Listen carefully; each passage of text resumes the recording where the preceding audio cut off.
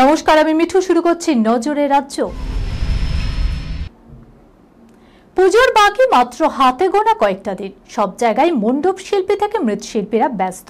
এর মাঝেই মালদহে 5টি মণ্ডপের কাজ ছেড়ে পালিয়ে যাওয়ার অভিযোগ উঠল শিল্পী ও তার দলের বিরুদ্ধে।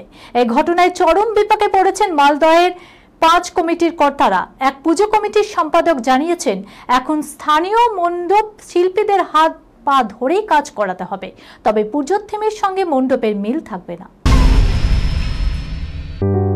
সুনির্ণয় Imagen centre private limited advance প্যাথোলজিতে thalassemia screening, large size biopsy setup সহ সমস্ত পরীক্ষা, echocardiography, fetal echocardiography, CT scan, CT guided FNAC, 4D USG, USG guided FNAC, endoscopy, colonoscopy, uroflowmetry, spirometry, colour Doppler, digital x-ray, তাছাড়াও সমস্ত বিশেষজ্ঞ চিকিৎসকদের পরিষেবা একই ছাদের তলায় নিয়ে হাজির সুনির্ণয়।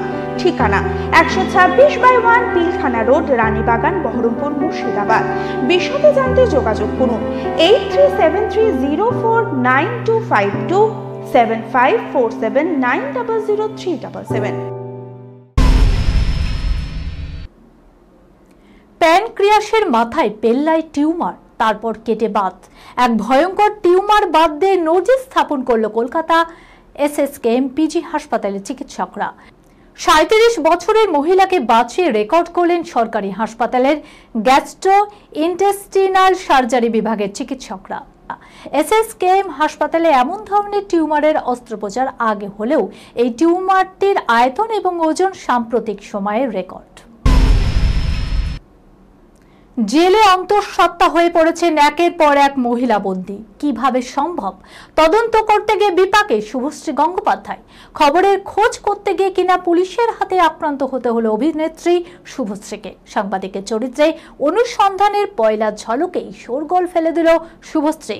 নো মেকআপ লুক, চোখে মুখে আঘাতের চিহ্ন স্পষ্ট, তবুও দমে যাওয়ার পাত্রী নয় সে। পুলিশের মুখোমুখি হয়ে জেল বন্দি সাংবাদিকের মন্তব্য, সিস্টেম পচে দুর্গন্ধ বেরোচ্ছে। অনুসন্ধানের ফার্স্ট লুকেই এমন ঝাঁঝালো অবতারেই ধরা দিলেন শুভশ্রী গঙ্গোপাধ্যায়। এই খবরের সঙ্গে শেষ করলাম আজকের নজরে রাজ্য। আপনারা দেখছেন টিভি 24 বাংলা, সংবাদ বিনোদন সারাদিন সারাক্ষণ।